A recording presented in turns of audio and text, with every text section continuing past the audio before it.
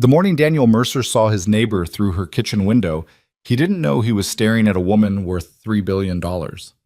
He didn't know she'd been watching him too, studying the tired single father who carried his daughter on exhausted shoulders every morning.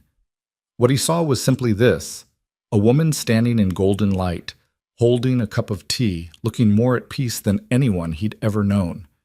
When their eyes met, she didn't flinch. She smiled. Then she mouthed two words that would change everything. "Come over." But before he could move, the curtain closed. If you want to see how a broken father and a hidden billionaire found each other in the quietest, most unexpected way, stay with me until the end, and drop a comment telling me what city you're watching from so I can see how far this story travels. The alarm went off at 5:47 a.m., same as always. Daniel Mercer didn't need it anymore. His body had learned the rhythm of exhaustion, the kind that wakes you 3 minutes before the buzzer, already tense, already calculating the day ahead. He lay there in the darkness of his new bedroom, staring at a ceiling he still didn't recognize, listening to the unfamiliar creaks of a house that wasn't quite home yet. Across the hall, his daughter slept. 6 years old, curled beneath a frozen blanket in a room still half filled with unpacked boxes. Her name was Sophie, and she was the only reason Daniel got out of bed most mornings. He pushed himself upright, bare feet hitting cold hardwood. The house was small: 2 bedrooms, 1 bathroom, a kitchen that needed updating, and a backyard with a fence that leaned like it had given up years ago. It wasn't much, but it was theirs. His and Sophie's, no one else's. The divorce had been finalized 4 months ago. The move happened 3 weeks after that. Daniel didn't talk about it much. Not to his brother, not to his coworkers, not even to himself. There wasn't much to say. His ex-wife Miranda had wanted a different life, a bigger life. And Daniel, with his steady job as a high school history teacher and his quiet, predictable routines, hadn't been part of that vision. She'd kept the condo in the city. He'd taken Sophie. That was the deal. That was the trade. And Daniel would make that trade 1,000 times over. He moved through the morning with practiced efficiency. Shower, coffee. 2 slices of toast he barely tasted. By 6:30, he was standing outside Sophie's door, knocking gently. "Soph? Time to wake up, sweetheart." A small groan from inside. Then silence. Daniel smiled despite himself. "I'm making pancakes." "Liar," came the muffled voice. "Okay, fine. Cereal, but the good kind." Another groan, but this one had movement behind it. Daniel heard the shuffle of blankets, the soft thump of small feet hitting the floor. Victory. By 7:15, they were both dressed. Sophie sat at the kitchen table in her school uniform, spooning Cheerios into her mouth while staring at nothing in particular. Her blonde hair, so much like her mother's, was pulled into a lopsided ponytail that Daniel had done his best with. He'd watched 3 YouTube tutorials on how to braid hair, but Sophie's patience usually ran out before his skills caught up. "Do I have art today?" Sophie asked, not looking up. "Thursday, so yeah." "I need glue sticks." Daniel paused mid-sip of his coffee. "How many do you have?" "None." "What happened to the ones we bought last week?" Sophie shrugged. "Mason ate one." Daniel closed his eyes. "Mason ate a glue stick. He said it smelled like apples." "Did you tell the teacher?" "She already knows. Mason eats stuff." Daniel made a mental note to stop by the drugstore after school. He grabbed his keys from the counter, checked his watch, and moved toward the door. "Finish up, Soph. We've got 10 minutes. "Can I bring Mr. Whiskers?" "He's a stuffed cat.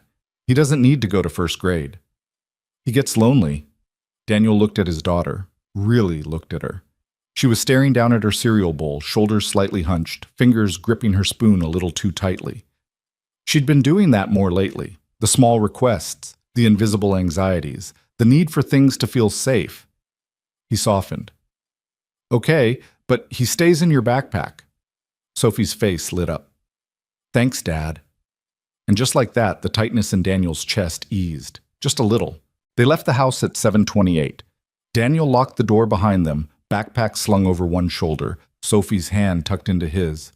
The morning air was cool and clean, the kind of early autumn chill that hadn't quite turned bitter yet. Leaves were just beginning to turn at the edges, yellow and rust creeping into the green. The neighborhood was quiet. Modest houses lined both sides of the street, each with neat lawns and driveways that had seen better days. It wasn't fancy, it wasn't new, but it was safe. That had been Daniel's only requirement when he'd started looking for a place to rent. A good school district, low crime, a place where Sophie could ride her bike someday without him holding his breath. They walked toward the car parked in the driveway. A 10-year-old Honda Accord with a scratch on the bumper and a check engine light that had been on for 2 months. Daniel made another mental note. Get that looked at. Eventually. As he opened the back door for Sophie, movement caught his eye. Across the yard. Next door. A woman stepped out onto her porch. Daniel had seen her before, brief glimpses over the past few weeks. She lived in the house directly adjacent to his, a single-story home with clean lines and a well-kept garden. He didn't know her name, hadn't introduced himself yet. There hadn't been time, and honestly, Daniel had been too exhausted to think about neighbors. But this morning, for some reason, he looked. She was standing on her porch in a simple white blouse and dark jeans, holding a ceramic mug in both hands. Her hair was dark, pulled back loosely, and she looked still. That was the word that came to Daniel's mind. Still. Like someone who didn't need to rush, who didn't need to prove anything. She was beautiful in a way that didn't demand attention, elegant without trying, and she was looking right at him. Their eyes met. Daniel froze, one hand still on the car door. He didn't know why. It wasn't like he'd been caught doing anything wrong, but there was something in her gaze, something calm and assessing and almost knowing. She didn't smile, didn't wave, just looked at him with the kind of quiet confidence that made Daniel feel like she could see straight through him. Then, slowly, she raised her mug in a small, silent greeting. Daniel, flustered, nodded back. Too quick. Too awkward. He immediately busied himself with buckling Sophie into her car seat, cheeks warm for reasons he didn't want to examine. "Who's that?" Sophie asked, craning her neck to look. "Neighbor," Daniel muttered. "She's pretty. Get your seatbelt on." By the time Daniel straightened up and closed the door, the woman was gone. The porch was empty, the front door shut. Daniel stood there for a moment longer than necessary, staring at the space where she'd been. Then he shook his head, climbed into the driver's seat, and started the car. The days blurred together after that. Drop Sophie off at school, drive to work, teach 4 classes of disinterested teenagers about the Civil War and Reconstruction. Grade papers during lunch. Pick Sophie up at 3:15. Homework, dinner, bath time, bedtime stories. Collapse. Repeat. Daniel wasn't unhappy. He was just tired. Tired in a way that sleep didn't fix. Tired in a way that had nothing to do with his body and everything to do with the weight of doing it all alone. He missed having someone to share the load with. Not Miranda. He didn't miss her, not really. But he missed the idea of partnership, the small conversations at the end of the day, the shared glances when Sophie said something funny, the feeling of not being the only adult in the room. But that wasn't his reality anymore. So he kept moving, kept going, kept showing up. And every morning, without meaning to, Daniel found himself glancing toward the house next door. Sometimes the woman was there. Sometimes she wasn't. But when she was, standing on her porch with her tea, or kneeling in her garden, or simply walking to her car, Daniel noticed. He told himself it didn't mean anything. She was just a neighbor, a stranger, someone he'd probably never actually speak to. But there was something about her presence that felt steady, solid, like she wasn't performing for anyone, like she didn't need to. And Daniel, who spent every waking moment performing the role of competent single dad, found that steadiness strangely comforting. It happened on a Tuesday. Daniel woke up earlier than usual, 5:30 instead of 5:47. He'd been having trouble sleeping lately, his mind too restless, too full of things he couldn't quite name. He gave up on sleep around 5:20 and dragged himself out of bed. The house was dark, silent. Sophie wouldn't be up for another hour. Daniel stood in the kitchen, waiting for the coffee maker to finish its slow, methodical drip. He stared out the window above the sink, the one that faced the side yard, and beyond that, the neighbor's house. The sky was just beginning to lighten, soft, gray, quiet. And then he saw her. She was in her kitchen. The light was on, warm and golden against the cool dawn outside. She stood at her own sink, hands wrapped around a mug, staring out her window, staring at nothing. Or so Daniel thought. He watched her without meaning to. There was something hypnotic about the scene. The stillness of it, the peace. She looked like someone who had nowhere to be, no one to perform for. Just existing, comfortably, calmly. Daniel felt something twist in his chest. Not desire, not quite. It was deeper than that. Longing, maybe. For what she seemed to have, for that kind of quiet. He didn't realize he'd been staring for almost a full minute until she turned her head and looked directly at him. Daniel's heart stopped. Their eyes locked across the yards, across the early morning stillness, through two panes of glass. He should have looked away, should have pretended he'd been doing something else, but he didn't. Couldn't. She didn't look surprised, didn't look offended. She just held his gaze, and then slowly she smiled. Not a big smile, not performative, just a small, soft curve of her lips. And then she mouthed two words. "Do you want to see?" Daniel's breath caught. Before he could process what she meant, before he could even think about responding, she reached up and gently, deliberately closed her curtain. The golden light disappeared. The window went dark. And Daniel was left standing in his own kitchen, heart pounding, coffee forgotten, staring at a closed curtain and wondering what the hell just happened. He couldn't stop thinking about it. All through the morning routine, making breakfast, getting Sophie dressed, the drive to school. Daniel's mind kept circling back to that moment, to her eyes, to her smile, to those two words. Do you want to see? See what?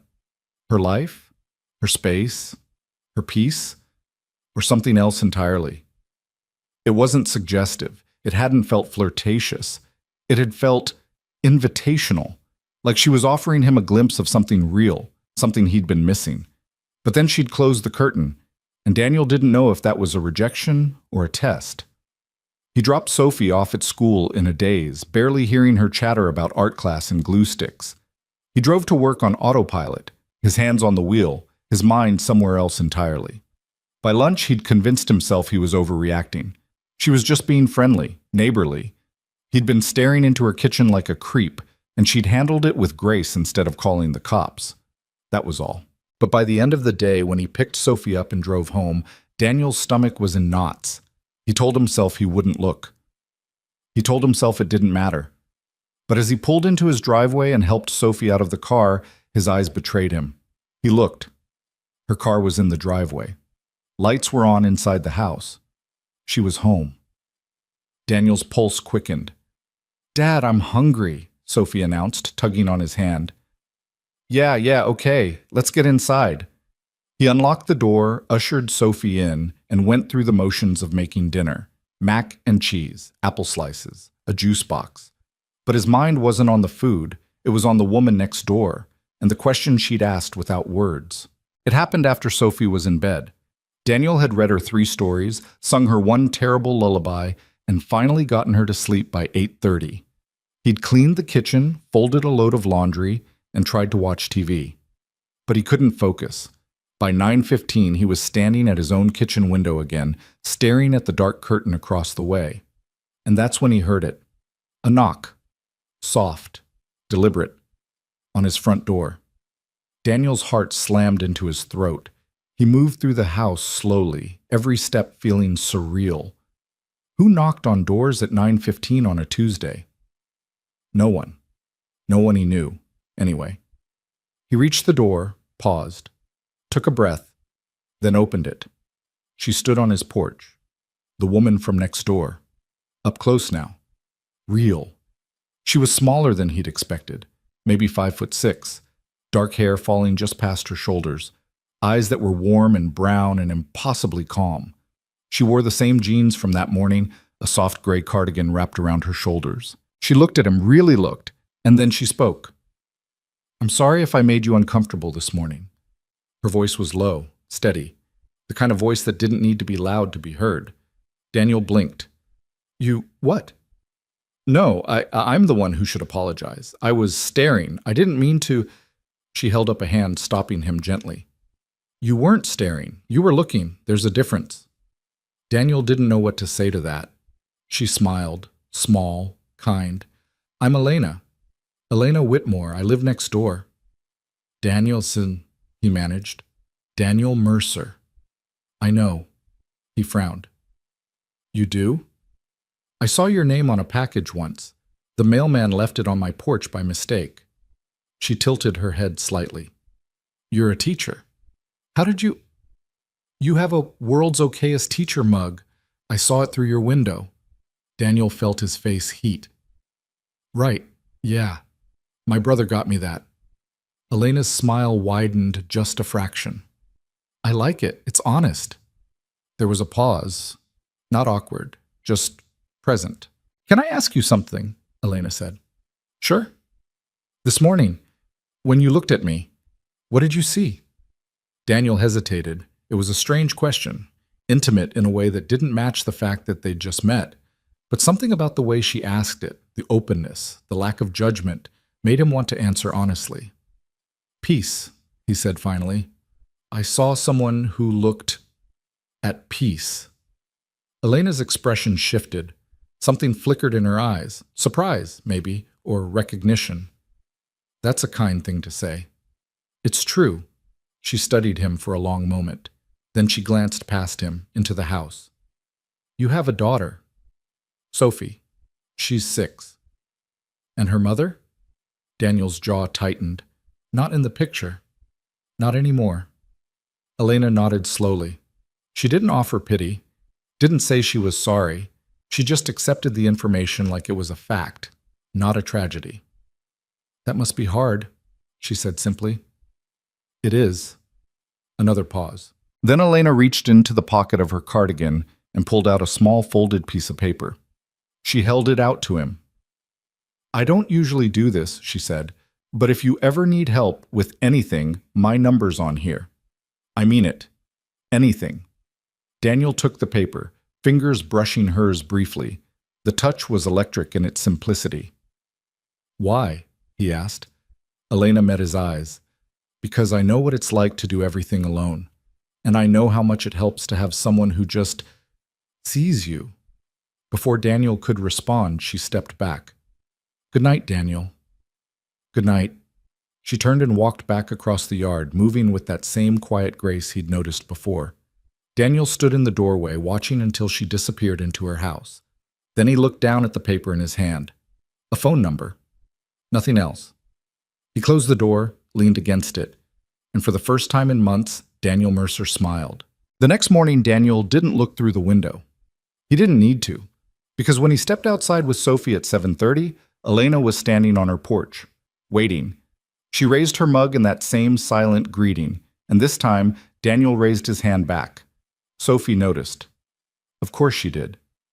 Is that the pretty lady? Daniel cleared his throat. Her name's Elena. Can I meet her? Maybe. Someday. Why not now? Because we're late for school. Sophie huffed, but didn't argue. They got in the car, buckled up, and drove away. But as Daniel pulled out of the driveway, he glanced in the rearview mirror. Elena was still standing there, still watching, and Daniel realized something that both terrified and thrilled him. This wasn't over. It was just beginning. 3 days later, the fence finally gave up. Daniel had been meaning to fix it for weeks. The section along the side yard had been leaning precariously since they moved in, held together by rust and prayers. But he'd been too busy, too tired, too overwhelmed by everything else to deal with it. Then Saturday morning arrived, and Sophie decided she wanted to play outside. Dad, can I use the swing? Daniel looked up from his laptop where he'd been trying to plan next week's lessons. What swing? The one in the backyard. Soph, we don't have a swing. We could get one. Maybe. Someday. That's what you always say. She wasn't wrong.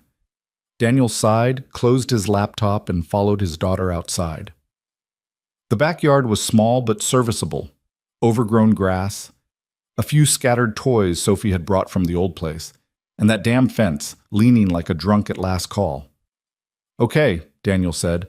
I'll look into getting a swing. But first, I need to fix this. A loud crack interrupted him. The fence section gave up entirely, collapsing sideways into the yard with a splintering crash. Sophie's eyes went wide. Oops! Yeah. Oops. Daniel ran a hand through his hair, surveying the damage. Great. One more thing he didn't have time or money to deal with. He'd need wood, tools, skills he didn't really have. Need a hand? Daniel turned. Elena stood at the property line, hands in the pockets of her jeans, looking at the collapsed fence with mild amusement. Daniel stammered. I didn't know you were... I was in my garden. Heard the crash. She stepped closer, examining the wreckage. That's not a small job. Yeah, I know. I'll figure it out. Elena glanced at him. Do you know how to build a fence? Daniel hesitated. YouTube exists. She smiled. That's not an answer. Then no, not really. I do. Daniel blinked. You do? I rebuilt my entire back fence 2 years ago. It's not hard, just tedious. You rebuilt a fence by yourself. Why is that surprising? I don't know, Daniel stopped, realizing how condescending he sounded. I'm sorry. That was dumb. Elena's expression softened. It's fine. Most people make assumptions. She looked back at the fence. I have extra wood in my shed and tools. If you want help, I'm free this afternoon. Daniel should have said no, should have insisted he could handle it, should have maintained some shred of masculine pride. But he was tired, and she was offering, and something about the way she stood there, calm, capable, not judging him, made it impossible to refuse. I'd appreciate that, he said. Really? Elena nodded. 2 o'clock? 2 o'clock. She showed up at exactly 2 p.m. with a toolbox, work gloves, and a confidence that made Daniel feel both inadequate and grateful. Sophie had been shipped off to a play date with a school friend, giving Daniel a rare afternoon without responsibilities. He changed into old jeans and a t-shirt, ready to prove he could at least be useful. Elena surveyed the damage, hands on her hips. Okay, first, we need to pull out the old posts. They're rotted. Won't hold anything. Got it. They worked in comfortable silence at first. Elena showed him how to dig around the base of each post, how to leverage them out without breaking his back. Daniel followed her instructions, surprised by how methodical and patient she was. You really did this yourself? He asked after 20 minutes. Twice, actually. First time I messed it up. Had to start over. What happened? I didn't check if the posts were level. Whole thing leaned sideways. Daniel laughed. That makes me feel better. Elena smiled. Everyone screws up their first fence. It's tradition. As they worked, Daniel found himself relaxing. There was something grounding about physical labor, about working beside someone who didn't need him to be anything other than helpful. Can I ask you something? Daniel said after a while. Sure. Why'd you rebuild your fence? Was it broken? Elena paused, setting down her shovel. No, it was fine. But it was the fence that came with the house when I bought it, and I wanted to build something myself, something that was mine. That makes sense. Does it? Yeah. After the divorce, I threw out half the furniture. Not because it was bad, just because it reminded me of her. Elena nodded slowly. Fresh starts are important. Is that what you're doing here? Fresh start? She looked at him, really looked, and for the first time Daniel saw something beneath the calm exterior, something guarded. Something like that, she said. They returned to work. By 5 p.m., the new posts were in. By 6:30, the horizontal rails were attached. By the time the sun started to set, they'd built a fence that was sturdy, level, and honestly better than Daniel had any right to expect. They stood back, admiring their work. Not bad, Elena said. Not bad? This is amazing. I could never have done this alone. Sure you could have. Just would have taken longer. And looked way worse. Elena laughed.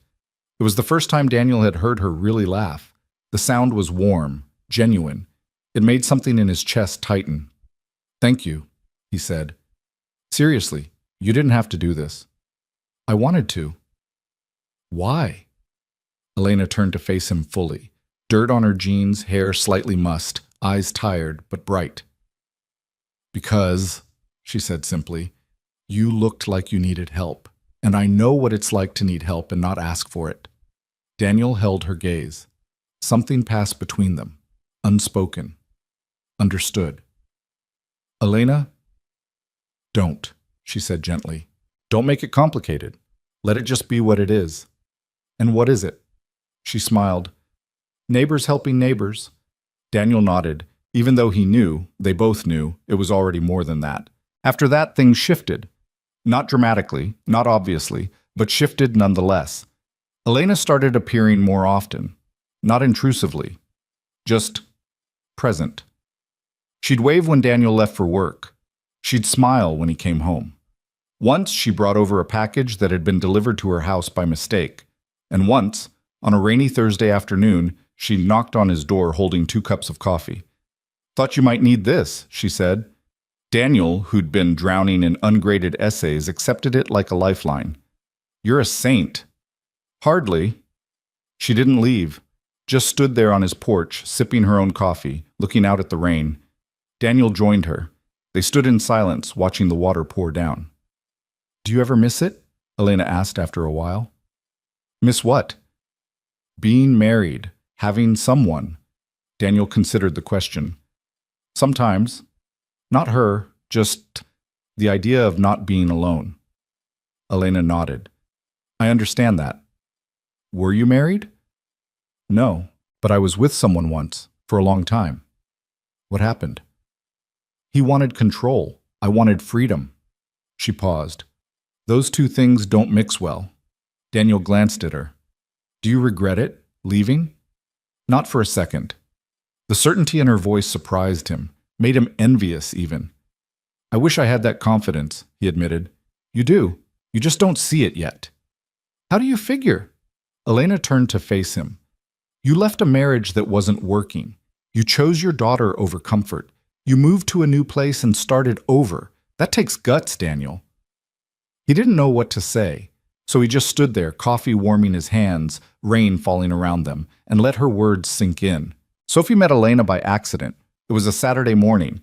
Daniel was making pancakes, real ones this time, when Sophie wandered into the kitchen, still in her pajamas. Can I play outside? After breakfast. But I'm not hungry. You will be when you smell these pancakes. Sophie sighed dramatically, but she stayed. 10 minutes later, they were both sitting at the table, syrup and butter between them, when there was a knock at the door. Daniel frowned. Who knocks at 9 a.m. on a Saturday? He opened the door to find Elena standing there, holding a basket of fresh tomatoes. From my garden, she explained. I grew way too many. Thought you might want some. Before Daniel could respond, Sophie appeared at his elbow. Are you Elena? Elena's eyebrows rose. She looked at Daniel, amused. You've mentioned me? She's observant, Daniel muttered. Sophie pushed past her father, staring up at Elena with unfiltered curiosity. You're the pretty lady who helped Dad fix the fence. Elena crouched down to Sophie's level, smiling. And you're Sophie. How'd you know my name? Your dad talks about you. Sophie looked delighted. He does? All the time. Sophie turned to Daniel, grinning. Dad, can Elena have pancakes? Daniel opened his mouth, closed it, looked at Elena helplessly. Elena met his eyes. There was a question there, an opening. If it's not an imposition, she said carefully. It's not, Daniel said, and meant it. They ate pancakes together. Elena sat at Daniel's small kitchen table, Sophie chattering away about school and art class and a boy named Mason who ate glue. Daniel watched his daughter bloom under Elena's attention, the way she listened, the way she asked questions, the way she made Sophie feel heard. Do you have kids? Sophie asked at one point. No, Elena said gently. Do you want them? Sophie, Daniel warned, but Elena just smiled. I never really thought about it, but I like you. Sophie beamed. I like you too. After breakfast, Sophie dragged Elena outside to see the fence they'd built. Daniel followed, coffee in hand, watching as his daughter explained in great detail how fences worked according to her 6-year-old logic. Elena listened like it was the most important lecture she'd ever heard, and Daniel realized something that scared him. He was falling, not in love, not yet, but into something that felt safe and terrifying all at once. That night, after Sophie was asleep, Daniel sat on his back porch, staring at the fence he and Elena had built. His phone buzzed. A text. From Elena. "Thank you for the pancakes and for letting me meet Sophie. She's wonderful." Daniel smiled. "Thank you for the tomatoes and for being patient with her questions." A pause. Then, "She asked good questions." Daniel typed, deleted, typed again. "Can I ask you something?" "Always." "Why are you doing this?" "Helping me. Spending time with us. You don't owe me anything." The response took longer this time.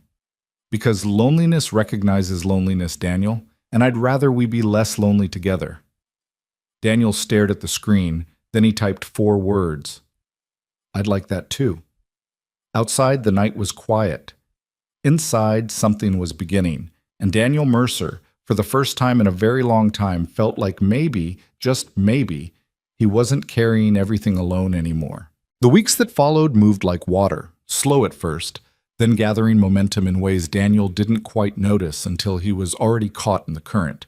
It started with small things, a text here and there, Elena asking if he needed anything from the store when she was already out, Daniel offering to pick up her mail when he saw the postal truck drive by.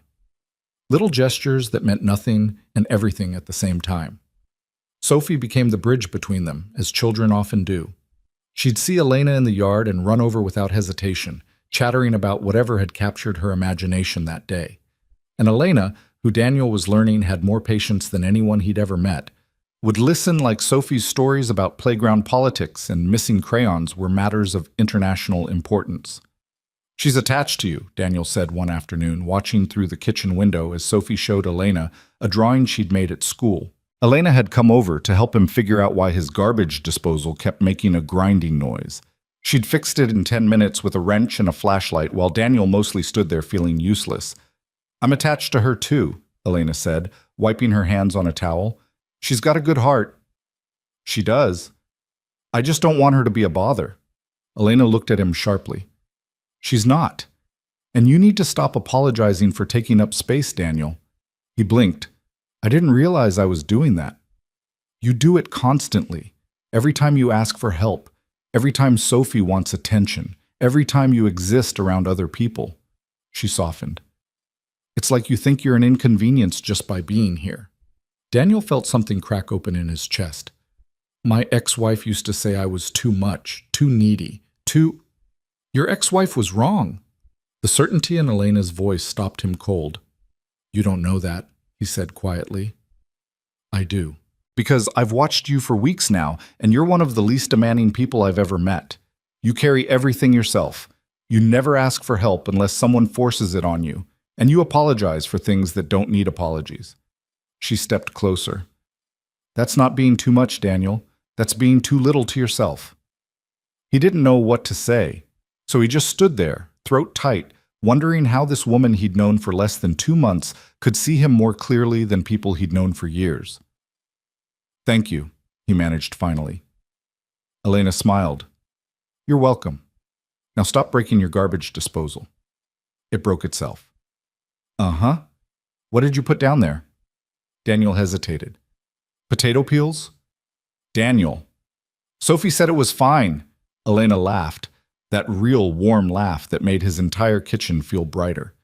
Never trust a 6-year-old's understanding of plumbing. But October bled into November. The air turned colder. Leaves covered the yards in blankets of red and gold. Daniel started keeping his porch light on later because Elena often sat outside in the evenings, reading with a blanket across her lap. And somehow it felt wrong to let her sit in the dark. They fell into a rhythm. Coffee on Saturday mornings, sometimes at his place, sometimes at hers. Dinners that happened almost by accident when one of them cooked too much and invited the other over. Conversations that started about nothing and ended hours later, both of them surprised by how much time had passed. Daniel learned things about her in fragments. She didn't talk about herself easily, never volunteered information. But if he asked the right questions, gently, without pushing, she'd open up in small, careful ways. She'd grown up in a small town in Oregon, moved to Seattle in her 20s, built a career in tech when the industry was still exploding. She didn't say what she did exactly, just that she'd worked for a large company and eventually left. Burned out? Daniel asked one night. They were sitting on his porch, Sophie asleep inside, the neighborhood quiet except for distant traffic. Something like that, Elena said. She was holding a mug of tea, steam rising in the cold air. I spent 15 years building something. And then I realized I'd built a prison. That must have been hard, walking away. It was the easiest thing I've ever done. Daniel studied her profile in the dim light. Do you miss it? The work? No. The purpose? She paused. Sometimes. What do you do now? Elena smiled faintly. I exist. I garden. I read. I fix garbage disposals for forgetful teachers. Sounds peaceful. It is. Most days. And the other days? She looked at him then, something unguarded in her eyes. The other days, I wonder if peace is just another word for hiding. Daniel understood that, more than she probably knew. I don't think you're hiding, he said. What am I doing then? Healing. Elena held his gaze. The moment stretched between them, heavy with things neither of them knew how to say. Then she stood, setting down her mug. I should go. Early morning tomorrow. Yeah, of course. She paused at the top of the porch steps. Daniel? Yeah? You're healing too. You know that, right? He nodded, even though he wasn't sure he believed it. Elena smiled. Good night. Good night, Elena. He watched her cross the yard, disappearing into her house, and he sat there long after she was gone, wondering when exactly she'd stopped being just his neighbor and started being something more. Thanksgiving arrived with the kind of pressure Daniel had been dreading. Miranda wanted Sophie for the holiday. It was her year, according to the custody agreement, and Daniel had spent 3 weeks mentally preparing himself to spend the day alone. You could come with us, Sophie had offered the week before, her small voice hopeful. That's sweet, Soph. But this is your time with your mom. But what will you do? I'll be fine. I'll watch football, eat leftover pizza. Very exciting. Sophie didn't look convinced. Neither was Daniel, honestly, but he wasn't about to guilt-trip his daughter into worrying about him. The Wednesday before Thanksgiving, he dropped Sophie off at Miranda's new place across town, a sleek condo with floor-to-ceiling windows and furniture that looked like it cost more than Daniel's car. Miranda's new boyfriend answered the door, all white teeth and expensive cologne. Hey man, the boyfriend said, like they were old friends instead of strangers navigating an awkward situation. She's all packed? Yeah, everything's in the bag. Sophie hugged Daniel's legs. I'm gonna miss you, Dad. I'll miss you too, kiddo, but you're going to have a great time. Will you be lonely? Daniel crouched down, meeting her eyes. I'll be fine, promise. Miranda appeared behind the boyfriend, looking polished and perfect as always. Sophie, sweetie, come inside. It's cold. Sophie hesitated, then kissed Daniel's cheek and ran inside. Miranda lingered at the door. She worries about you. I know. Maybe you should get out more. Meet people. Daniel bristled. I'm doing fine. I didn't say you weren't. She sighed. Never mind. Have a good Thanksgiving, Daniel. You too. The drive home was quiet. The house felt emptier than usual. Daniel stood in his kitchen, staring at a fridge full of nothing, and tried not to feel pathetic. His phone buzzed, a text from Elena. What are you doing for Thanksgiving? Daniel typed back. Nothing. Sophie's with her mom. Come over. He stared at the screen. I don't want to intrude. You're not. I'm cooking anyway. Might as well have company. Daniel hesitated, then typed, Are you sure? Very. 2 p.m. Don't bring anything. I have to bring something. Fine. Bring wine, but nothing fancy. I'm not fancy. Daniel smiled despite himself. Deal. Thanksgiving afternoon, Daniel showed up at Elena's door, holding a bottle of red wine he'd spent way too long picking out at the store.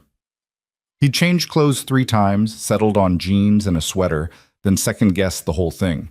It's just dinner, he told himself. With a friend. A neighbor. Except it didn't feel like just dinner. Elena opened the door in an apron, flour dusting her hands. Her hair was pulled back, and she looked flushed from the heat of the kitchen. "Perfect timing," she said. "I'm about to fight with a pie crust." "Need backup?" Desperately. He followed her inside, and the smell hit him immediately. Roasted turkey, herbs, something sweet baking. The house was warm and lived in, nothing like the sterile perfection of Miranda's place. Elena's home was simple but comfortable. Hardwood floors, soft furniture, bookshelves lining the walls. Everything felt intentional without being showy. "I may have overcooked," Elena admitted, gesturing to the kitchen counter covered in dishes. Turkey, stuffing, mashed potatoes, green beans, cranberry sauce, and 2 pies because I couldn't decide. Daniel laughed. "This is incredible. You did all this yourself? Don't sound so surprised." "I'm not. I'm just impressed." Elena smiled. "Well, don't be impressed yet. The pie crust is currently winning." Daniel rolled up his sleeves. "Show me the enemy." They spent the next hour working side by side. Elena taught him how to crimp pie edges properly. Daniel told her about the time he tried to make a turkey in college and nearly burned down his apartment. They laughed. They bumped elbows, reaching for the same utensil. They existed in each other's space like they'd been doing it for years. By the time everything was ready, the sun was setting. They sat at Elena's small dining table, plates full, candles lit between them. "This feels very adult," Daniel said. Elena raised an eyebrow. "As opposed to?" "I don't know. Most of my meals involve chicken nuggets and negotiations." "Sophie's a tough negotiator?" "You have no idea. Last week she convinced me that ice cream was a vegetable because it has milk." Elena laughed. "That's solid logic." "It's terrible logic, but she delivered it with such confidence I couldn't argue." They ate slowly, talked easily. Daniel realized he couldn't remember the last time he'd had a meal that felt this peaceful. No rush, no obligations, just food and conversation and the comfortable silence that comes when 2 people don't need to fill every gap. "Can I ask you something personal?" Elena said eventually. "Sure." "What happened with your marriage?" "You don't have to answer. I'm just curious." Daniel set down his fork, considering. "Honestly, we grew apart. Or maybe we were never really together in the first place. We wanted different things. She wanted excitement, adventure, spontaneity. I wanted stability. And when Sophie came along, that gap just got wider." "Do you regret it? The marriage?" "No, because I got Sophie, but I regret not seeing the signs sooner. I regret trying to force something that wasn't working." Elena nodded slowly. "That takes courage. Admitting something isn't working." "Didn't feel like courage. Felt like failure." "They're not mutually exclusive." Daniel looked at her. "What about you? You said you were with someone once?" Elena's expression shifted, something guarded sliding into place. "I was. For almost 10 years. "What was he like?" "Ambitious, brilliant, controlling." She paused. "He saw me as a project, something to shape, and I let him for a long time." "What changed?" "I realized I'd stopped recognizing myself. I was making decisions based on what he wanted, what he thought was best. And one day I woke up and didn't know who I was anymore."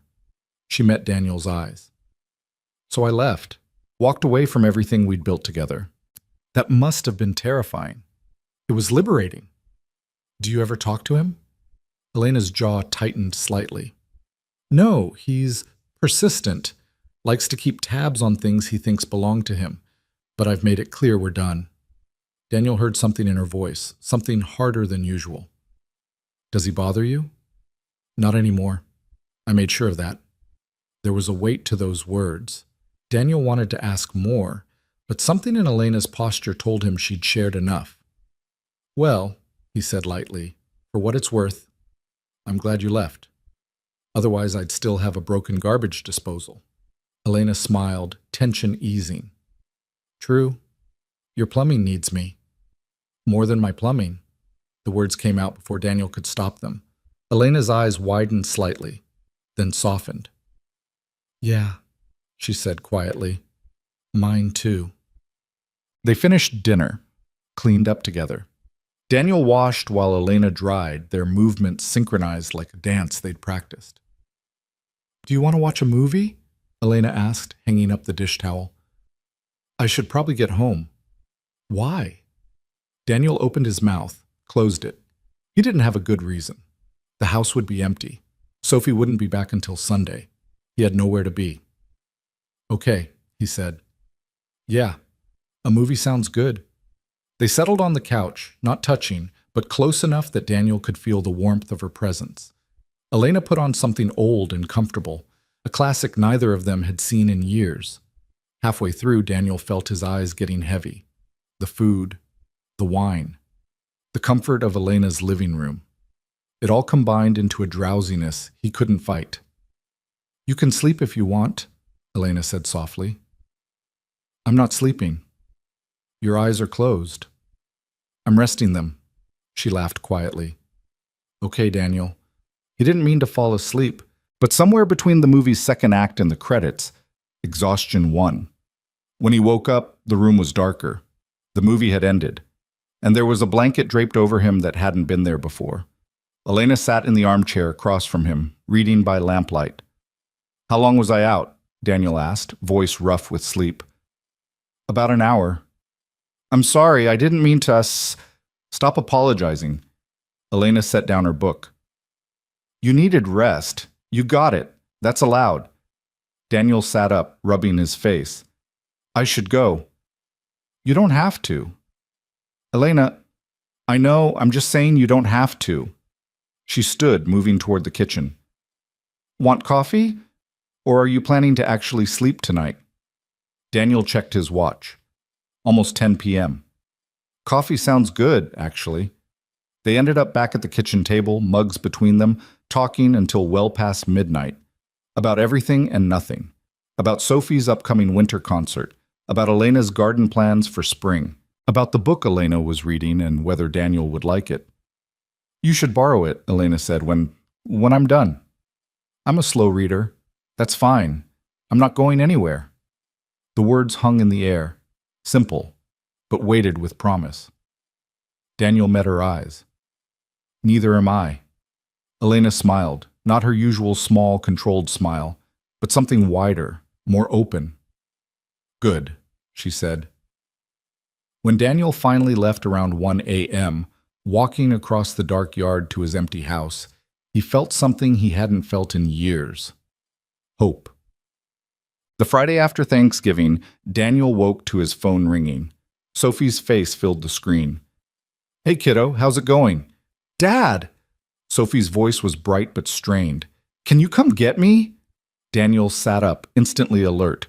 "What's wrong? Are you okay?" "I'm fine. I just miss you. And Mom said I can come home early if I want." Daniel heard Miranda's voice in the background, muffled. Then Sophie again. "Please, Dad." "Of course. I'll be there in 30 minutes.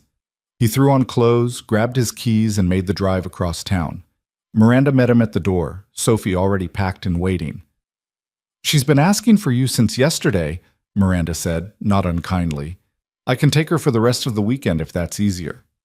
"That's fine. Honestly, Brad and I could use some time anyway." She paused. "She talks about your neighbor a lot." "Elena?" Daniel tensed. "They're friends." "I'm not judging. I think it's good. Sophie needs stable people in her life." "She has stable people." "I know. I just mean—" Miranda sighed. "Never mind. Have a good weekend, Daniel." Sophie launched herself into his arms the moment they got to the car. "I missed you so much, Dad." "I missed you too, Soph." "Did you have a good Thanksgiving?" "I did. Elena made dinner." Sophie's eyes lit up. "Really? Was it good?" "It was amazing." "Can we see her today?" Daniel hesitated. "Maybe. Let's see what she's up to." As it turned out, Elena was raking leaves in her yard when they pulled up. Sophie bolted from the car before Daniel could even turn off the engine. "Elena!" Elena looked up, breaking into a smile. "Sophie! You're back early." "I missed my dad." "I bet he missed you too." Sophie grabbed Elena's hand. "Can I help you rake?" Elena glanced at Daniel, who shrugged helplessly. "If your dad says it's okay." It's fine, Daniel said. I'll make lunch. You two have fun. He watched from this kitchen window as Sophie helped Elena rake leaves, which mostly involved jumping in the piles Elena had just made. But Elena didn't seem to mind. She laughed. She built bigger piles for Sophie to destroy.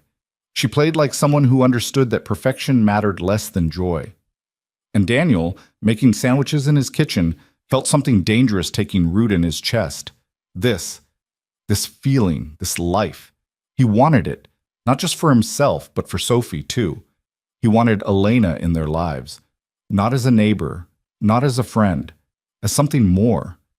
The realization should have terrified him. Instead, it felt inevitable, like he'd been walking toward this moment since the day he saw her standing in her kitchen window, offering him a glimpse of peace. When Sophie finally came inside an hour later, covered in leaves and grinning, Elena followed. Sorry, Elena said. I think I exhausted her. That's impossible. Sophie doesn't exhaust. Yes, I do, Sophie protested. I'm super tired. Can Elena stay for lunch? Daniel looked at Elena. Can you? If you're sure. I'm sure. They ate sandwiches. Sophie talked nonstop about her Thanksgiving, about the parade she watched, about how Mom's boyfriend didn't know how to carve a turkey and made a mess. Elena listened with patience Daniel envied. After lunch, Sophie went to her room to play. Daniel and Elena cleaned up together, another routine they'd fallen into without discussion. She really did miss you, Elena said, drying plates. Yeah, she's usually okay with her mom, but lately she's been more clingy. Kids sense when their parents need them. Daniel glanced at her. You think she came home because she thought I needed her? I think she came home because you're her safe place. And maybe she wanted to make sure you were okay. The thought made Daniel's throat tight. I hate that she worries about me. She loves you. That's what love does. They finished cleaning in silence. Then Elena turned to him, leaning against the counter. Daniel? Yeah? I had a really good time yesterday. Me too. I don't usually spend holidays with people. I usually prefer being alone, but she paused. I'm glad I wasn't alone this year. Daniel stepped closer, heart pounding. Elena, I need to tell you something. She looked up at him, eyes dark and unreadable. Okay? I don't know what this is, between us, but it's not just friendship, not for me. And I think, he took a breath, I think it's not just friendship for you either. Elena didn't move, didn't speak. Daniel's courage wavered. If I'm wrong, tell me. I'll drop it. We can go back to just being neighbors, but I need to know if I'm reading this right. For a long moment, Elena just looked at him. Then she said very quietly, You're not wrong. Daniel's heart stuttered. I'm not? No. So what do we do about it? Elena's expression flickered, something vulnerable crossing her features. I don't know. I'm not good at this, Daniel. I've spent the last 5 years avoiding exactly this. Why? Because it's complicated. Because I have things in my past that could make your life harder. Because... She stopped herself. Because what? Because I'm scared. The admission seemed to cost her. Daniel could see it in the way her shoulders tensed, the way she looked away. He reached out slowly, giving her time to pull back. When she didn't, he took her hand. I'm scared too, he said. I'm terrified. I have a daughter to think about. A life that's barely stable. I can't afford to mess this up. Then maybe we shouldn't... But I don't want to walk away from this. From you. He squeezed her hand gently. We don't have to rush. We don't have to define it. We take it slow. We figure it out together. Elena's eyes met his. Together? If you want. She was quiet for the long moment. Then slowly, she nodded. Okay, she whispered. Together. Daniel smiled. Yeah? Yeah.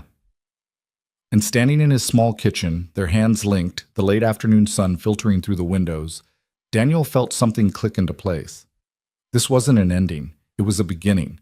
And for the first time in longer than he could remember, that didn't scare him. It felt right. December came with the kind of cold that settled into bones and refused to leave. Daniel woke each morning to frost on the windows and Sophie complaining about having to wear her winter coat. The holidays loomed ahead with all their complicated expectations, and for the first time in years, Daniel found himself actually looking forward to them. Things with Elena had shifted after Thanksgiving, though the shift was so subtle most people wouldn't have noticed. They still had coffee on Saturday mornings, still helped each other with small tasks around their houses, still existed in each other's lives in ways that looked, from the outside, exactly the same as before. But there were new things, too. Small touches that lingered, conversations that went deeper. The way Elena's hand would brush his when they reached for the same coffee mug. The way Daniel found excuses to be outside when he knew she'd be in her garden, even though there was nothing left to garden in December. Sophie noticed, of course. Children always do. "Are you and Elena dating?" she asked one morning while Daniel was braiding her hair for school. His hand stilled.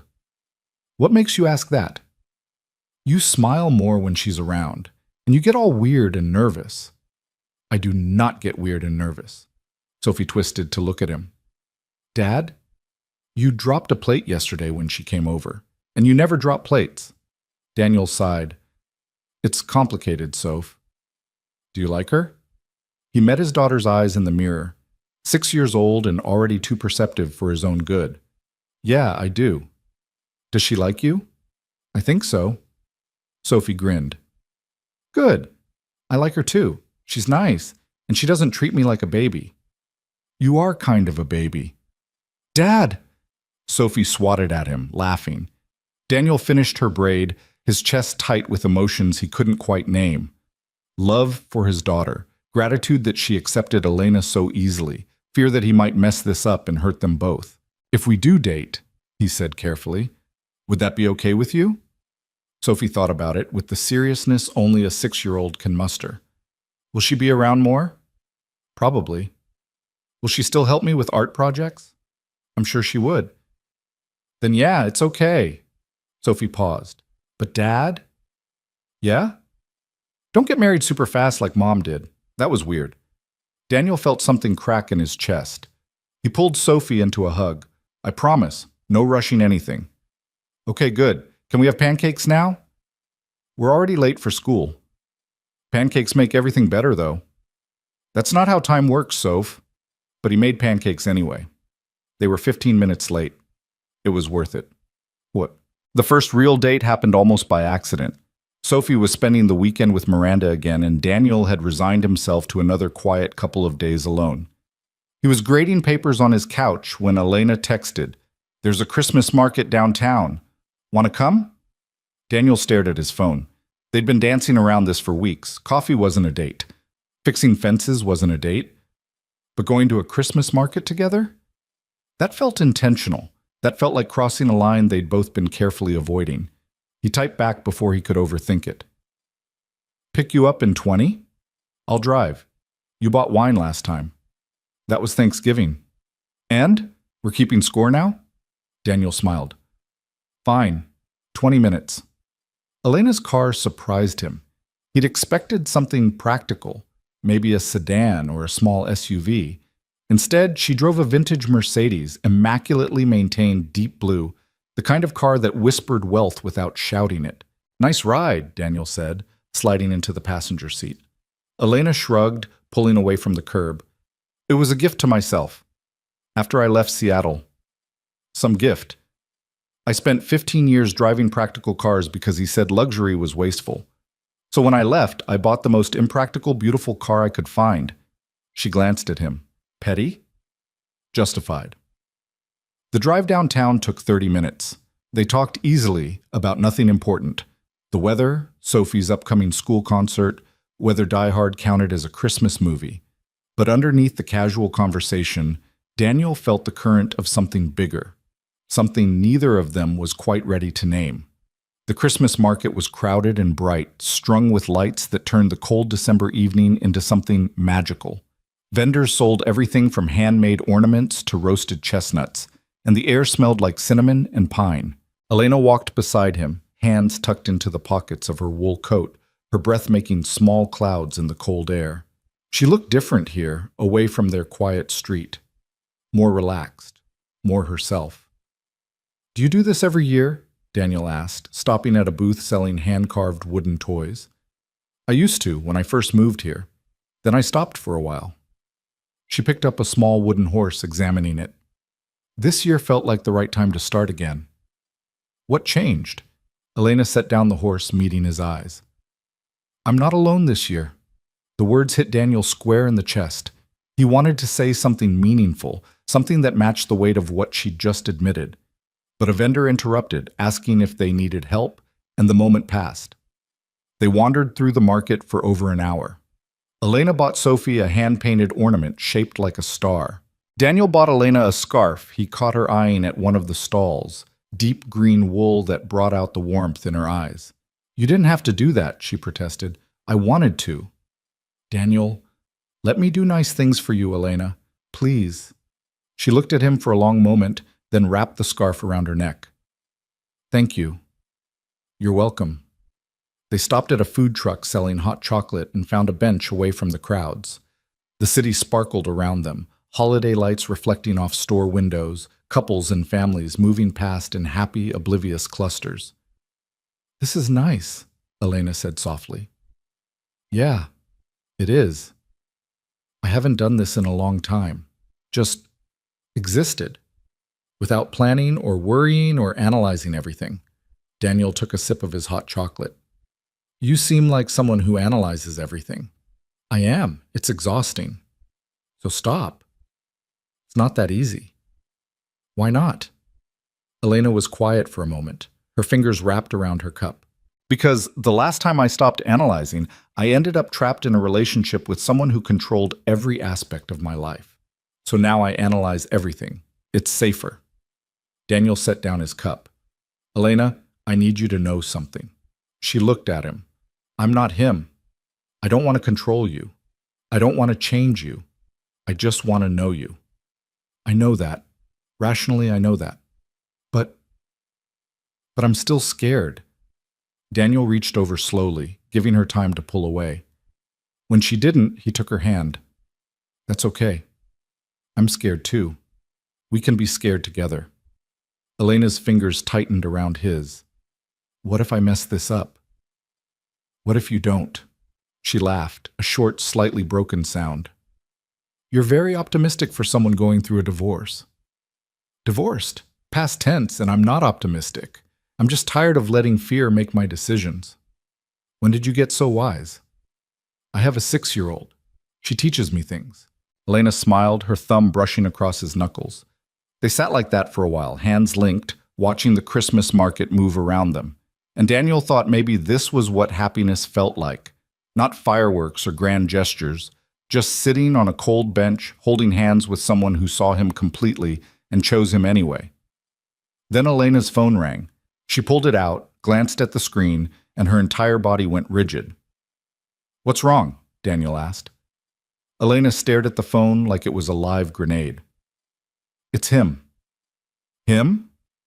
Victor, my ex. The name landed between them like a stone. Elena declined the call, but her hand was shaking slightly when she put the phone back in her pocket. Does he call often? Daniel asked carefully. Not anymore. I blocked his number 6 months ago. He must have gotten a new one. What does he want? Control. He always wants control. Elena stood abruptly. We should go. Elena? Please, Daniel. I just need to go. The drive home was quiet. Elena's knuckles were white on the steering wheel, her jaw tight. Daniel wanted to ask questions, wanted to help, but something in her posture told him to wait, to give her space. When they pulled up to their houses, Elena turned off the engine but didn't move. I'm sorry, she said finally. For what? For ruining the evening. You didn't ruin anything. I got weird and anxious because of a phone call. That's not normal. Daniel turned to face her. Elena, whatever history you have with this guy, it's okay. You don't have to apologize for it. He's not just history. She trailed off, her hands gripping the steering wheel. He's complicated. Do you want to talk about it? Not tonight. Okay, then we won't. Elena looked at him, something vulnerable in her expression. You should probably know the truth about who I am, what I left behind. Only if you want to tell me.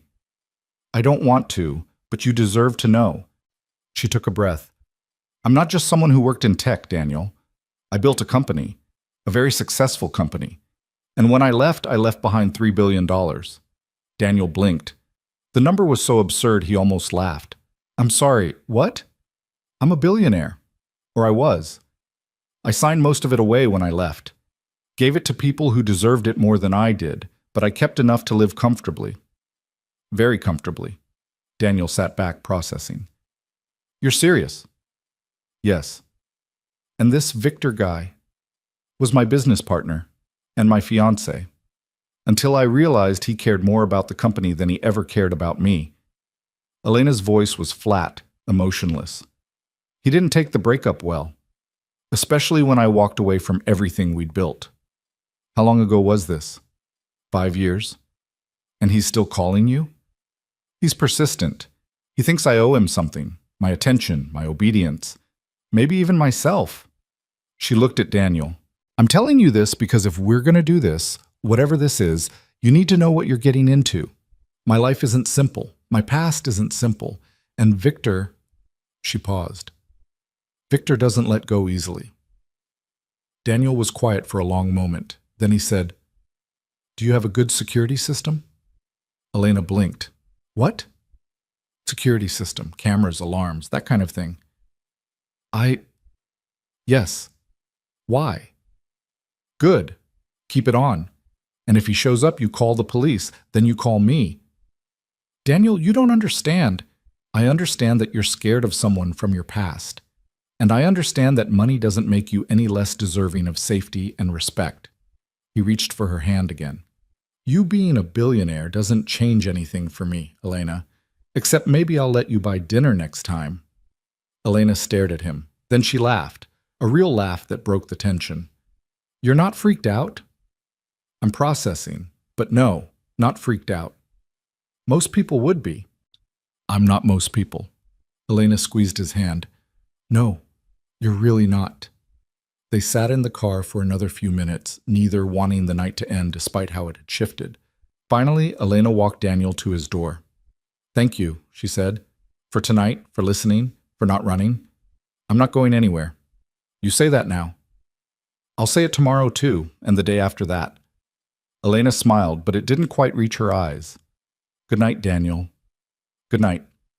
He watched her cross the yard, disappearing into her house. And he stood on his porch long after her lights went out, wondering what kind of man could make someone like Elena afraid. Check. The storm came 3 days before Christmas. The forecast had been calling for it all week. A massive system moving down from Canada, promising ice and snow and potential power outages. Daniel spent the afternoon making sure they had flashlights, batteries, and enough food to last a few days if necessary. Sophie was thrilled. Maybe we'll get snowed in, like in that movie. Maybe. But we're still doing homework just in case. Dad, you're no fun. I'm very fun. I'm responsibly fun. The storm hit around 6 p.m. Wind rattled the windows. Snow came down in thick, heavy sheets. By 7, the power flickered. By 7:30, it was out completely. Daniel lit candles and built a fire in the fireplace, something he'd only used once since moving in. Sophie was delighted, insisting they roast marshmallows and tell ghost stories like they were camping. This isn't really camping, Soph. It counts. We have a fire. We're inside. Indoor camping. Daniel couldn't argue with that logic. Around 8:30, someone knocked on the door. Daniel opened it to find Elena standing on his porch, snow dusting her hair, holding a flashlight. My power's out, she said. Ours too. Do you have a fireplace? Yeah, come in. Elena stepped inside, brushing snow from her coat. Sophie ran over immediately. Elena, we're indoor camping. I can see that. Very cozy. Do you want to camp with us? Elena looked at Daniel. He shrugged. The more the merrier. So Elena stayed. They roasted marshmallows and told stories and played board games by candlelight. Sophie eventually fell asleep on the couch, curled under a blanket, and Daniel carried her to bed. When he came back downstairs, Elena was sitting on the floor in front of the fireplace, staring into the flames. Thanks for letting me crash your camping trip, she said. Daniel sat beside her.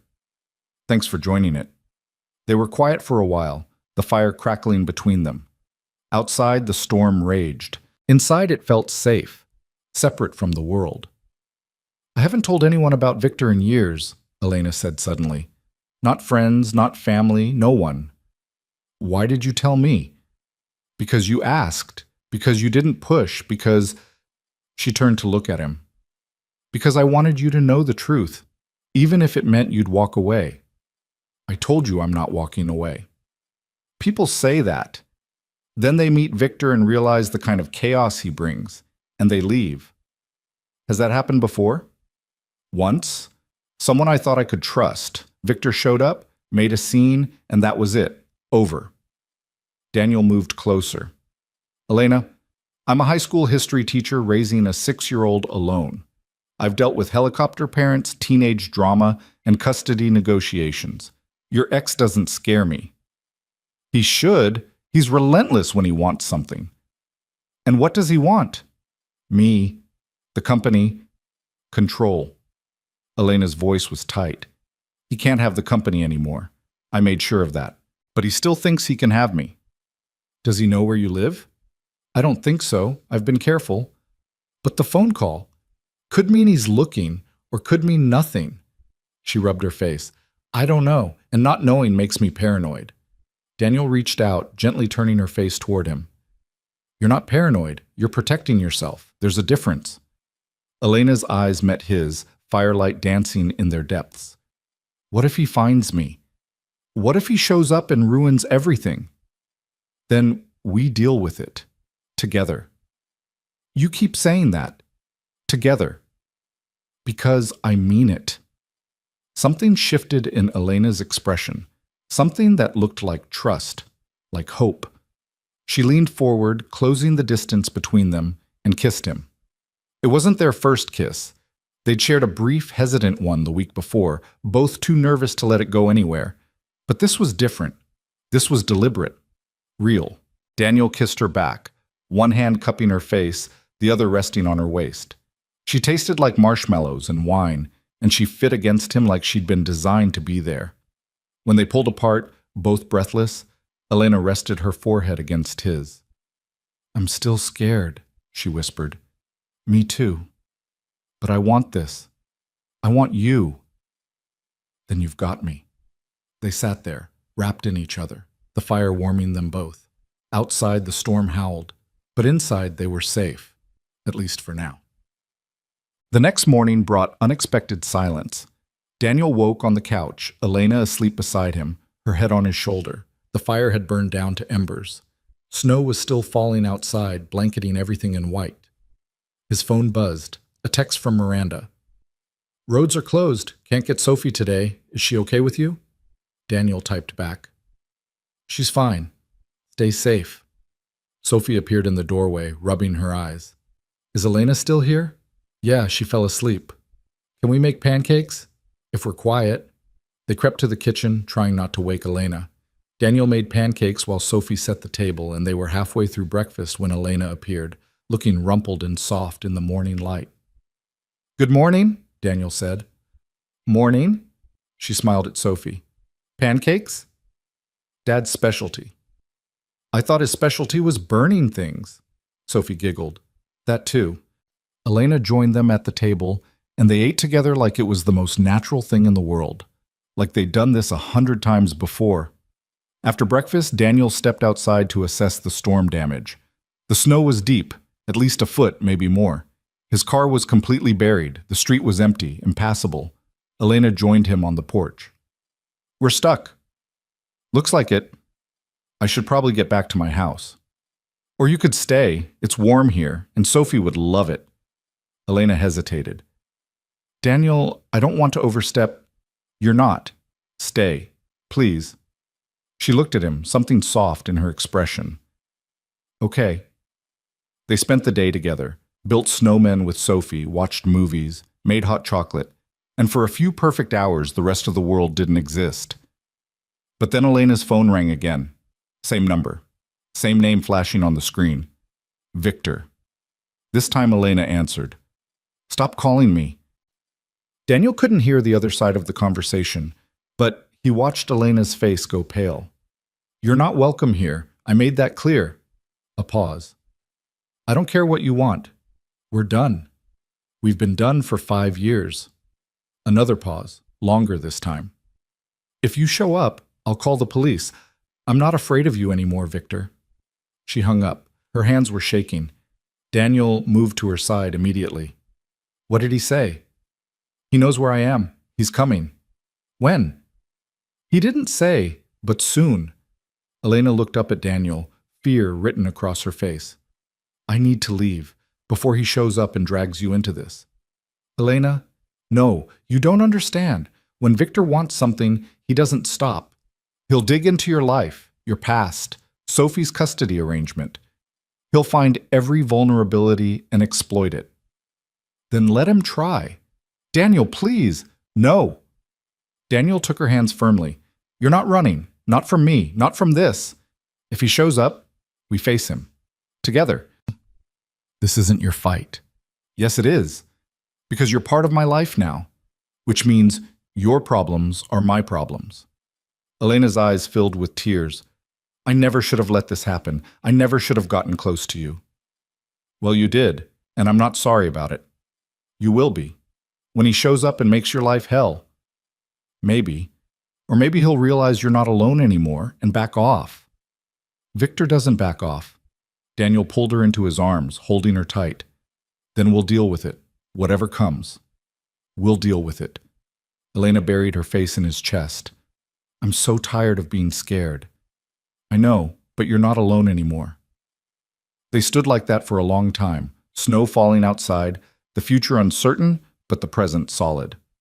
And Daniel made a silent promise to himself and to her.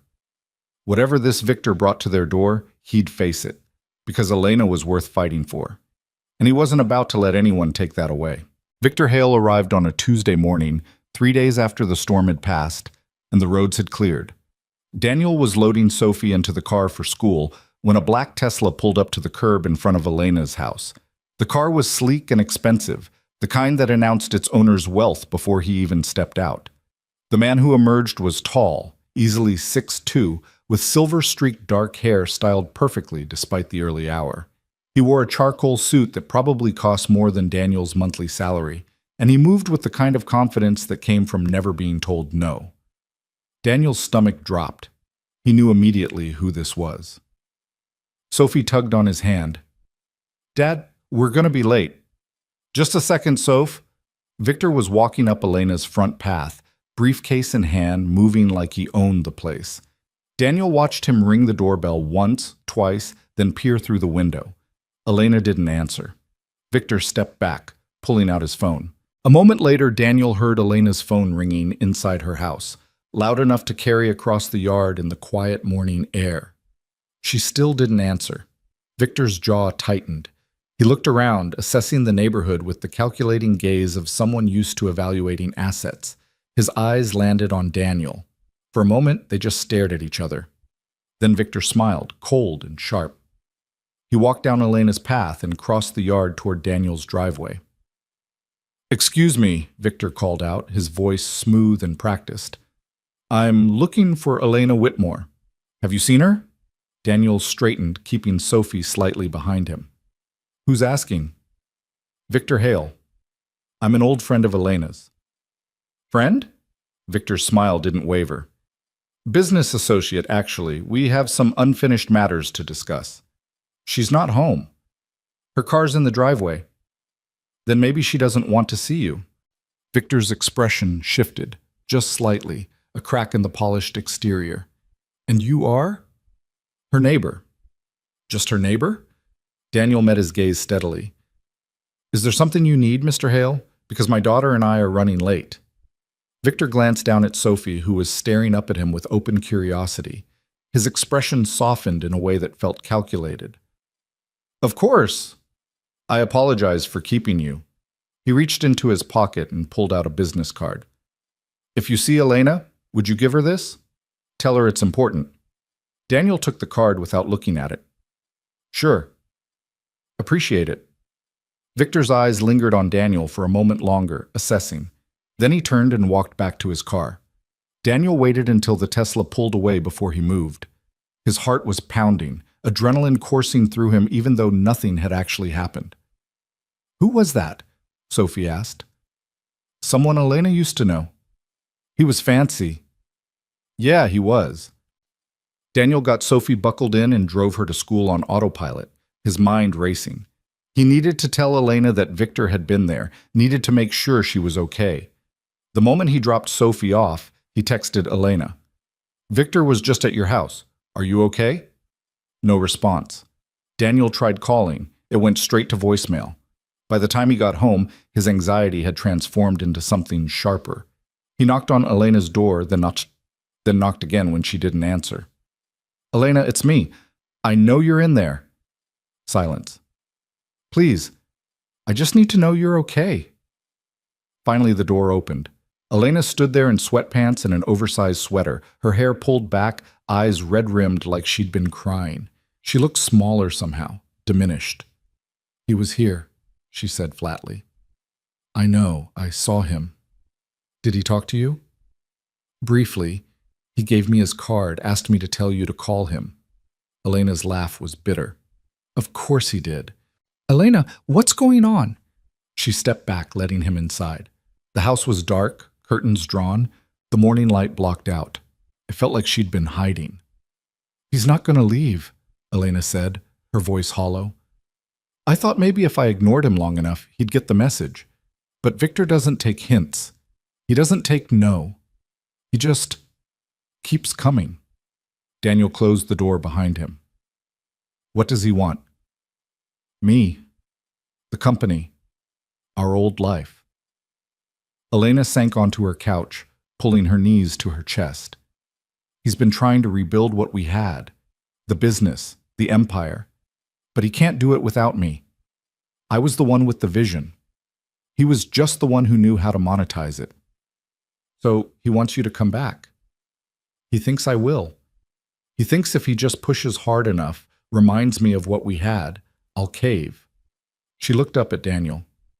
"He doesn't understand that I'd rather have nothing than go back to that life." Daniel sat beside her. "Did he threaten you?" "Not directly. He never does. Victor's too smart for that.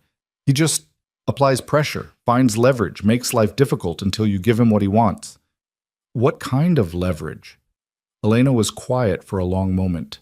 Then she said, "You, Sophie, this life you've built." Daniel's blood ran cold. "What?" "I saw the way he looked at you this morning. I was watching from the window. He's already calculating, already figuring out how to use you against me." "Elena, I can handle—" "No, you can't." Her voice was sharp. "You don't know what he's capable of. I've seen him destroy people who got in his way. Good people. People who just wanted to live their lives." "So what are you saying?" Elena stood, pacing. "I'm saying I need to deal with this alone. I need to talk to him, make it clear once and for all that we're done, and I need to do it without dragging you into the middle of it." "You're not doing this alone." "Daniel, no." He stood, moving to block her path. "You keep trying to push me away every time things get hard. But I'm not leaving. I'm not walking away just because your ex showed up." "You should, for Sophie's sake, if not your own." "Sophie is exactly why I'm staying.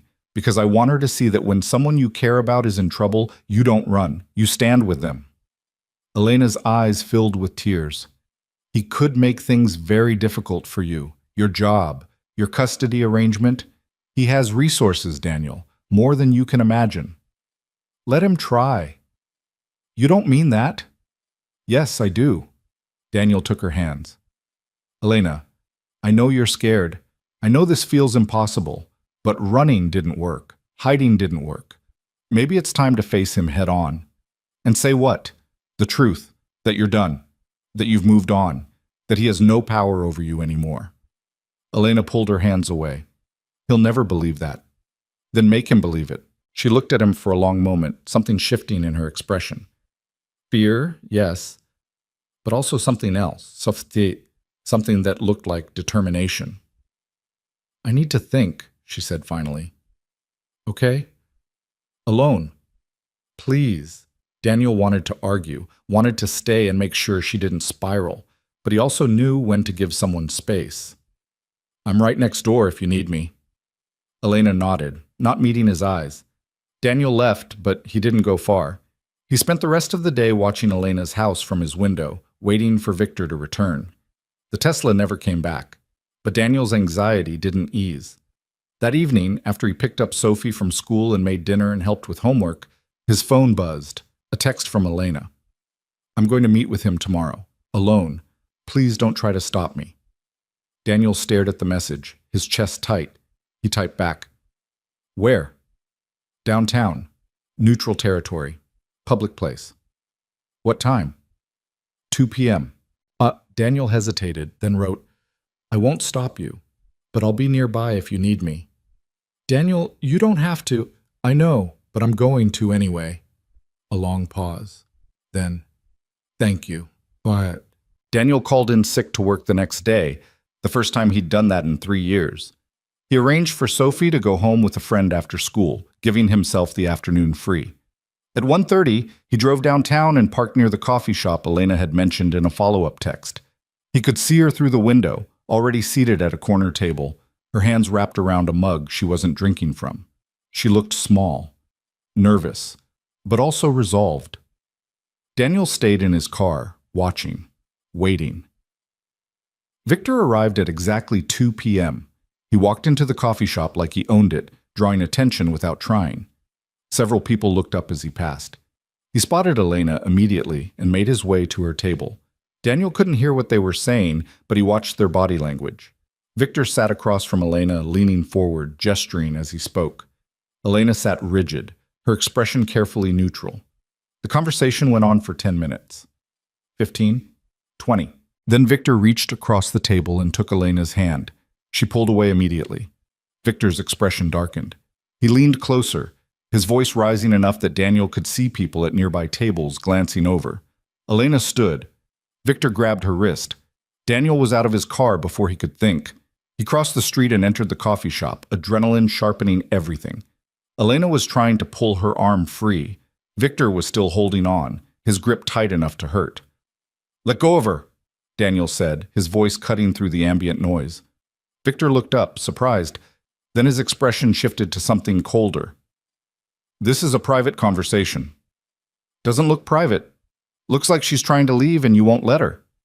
I said this is private. Daniel moved closer. And I said let her go.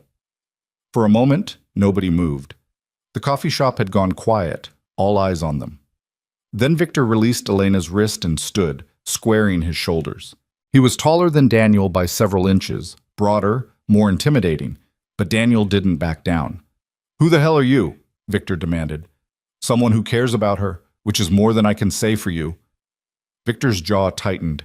He looked at Elena. You brought backup? I didn't bring anyone, Elena said, her voice shaking. He's here because he cares. How touching. Victor's tone was mocking. Elena's found herself a white knight. Tell me, does he know who you really are? What you left behind? He knows everything. Does he know you signed away $3 billion because you were too weak to handle the pressure? I wasn't weak. I was done being controlled by you. Victor laughed, sharp and cruel. Controlled? I gave you everything. I built you into someone who mattered, and you threw it away to play house in the suburbs. I threw away a prison, Elena shot back, and I'd do it again. You think this is better? Victor gestured at the coffee shop, at Daniel.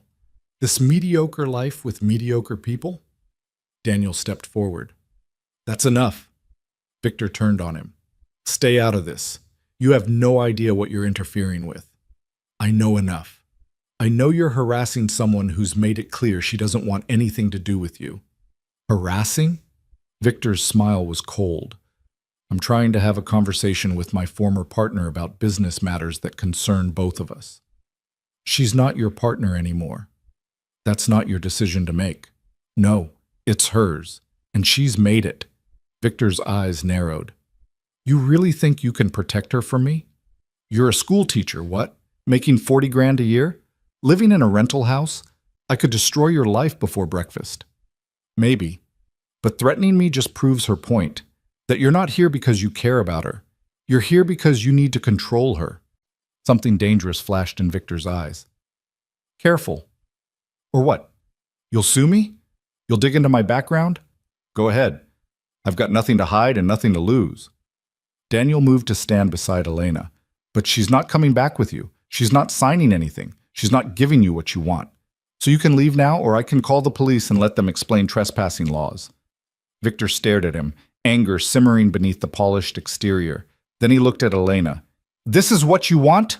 A life so small you have to hide in it? Elena's voice, when she spoke, was steady. I want a life where I choose, and I choose him. I choose this. I choose anything that isn't you. The words landed like a punch. Victor's expression went cold. You'll regret this. I regret wasting 10 years with you, but I won't regret this. For a moment, Daniel thought Victor might actually do something, throw a punch, make a scene, escalate. But then Victor smoothed his suit jacket, his mask sliding back into place. You're making a mistake, he said quietly. I've made plenty. You were the biggest one. Victor's jaw clenched. Then, without another word, he turned and walked out of the coffee shop. Daniel and Elena stood there, breathing hard, the entire coffee shop staring at them. Come on, Daniel said softly, taking Elena's hand. Let's get out of here. They left together, Elena's hand trembling in his. They didn't talk on the drive back. Elena stared out the window, her arms wrapped around herself, silent tears streaming down her face. Daniel drove carefully, giving her space to process. When they pulled up to their street, Elena finally spoke. You shouldn't have done that. Probably not. He meant what he said about destroying your life. Let him try. Elena turned to look at him. Daniel, you don't understand. Victor doesn't make idle threats. If he decides you're an obstacle, then I'm an obstacle, and we'll deal with it. I can't let you sacrifice. Stop. Daniel cut the engine and turned to face her fully. Elena, I'm not sacrificing anything. I'm choosing. The same way you chose. And I'm choosing you. Why? Because you're worth it. Because Sophie adores you. Because for the first time in years, I feel like I'm building something real. He reached for her hand. Because I'm falling in love with you, and I'm tired of pretending I'm not. Elena's breath caught. Daniel, you don't have to say it back. I just need you to know. Whatever Victor throws at us, we face it together. No more running. No more hiding. Elena squeezed his hand, tears flowing freely now. I'm scared. I know. Me too. What if he... We'll handle it. She laughed through her tears. You keep saying that. Because I keep meaning it. Elena leaned across the console and kissed him, desperate and grateful and terrified all at once. Daniel kissed her back, holding her like she might disappear if he let go. When they pulled apart, Elena rested her forehead against his. I love you too, she whispered. I didn't want to, but I do. Yeah? Yeah. They sat there for a long moment, holding each other, the future uncertain, but the present solid. Then Daniel's phone rang. He glanced at the screen and his stomach dropped. Miranda. He answered. Hey, what's up? Daniel, we need to talk. Miranda's voice was tight. Someone contacted me today. About Sophie. About custody. Daniel's blood ran cold. Who? A lawyer. Said he was representing a concerned party who had questions about Sophie's living situation. About your fitness as a parent. What? He asked about your work schedule, your finances, whether Sophie was being properly cared for. Daniel, what the hell is going on? Daniel looked at Elena, who'd gone pale. Victor. It had already started. I'll call you back, Daniel said. Daniel, I'll call you back. He hung up and stared at the phone in his hand. Elena's voice was small. What did he do? He went after Sophie.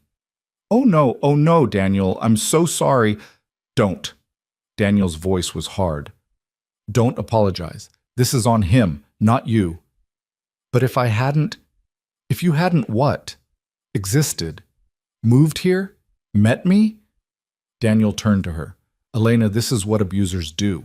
They isolate. They threaten. They find the things you love and they weaponize them. His jaw set. But I'm not letting him win. What are you going to do? I'm going to call a lawyer. I'm going to document everything. And then I'm going to make it very clear to Victor that if he comes after my daughter, I will bury him.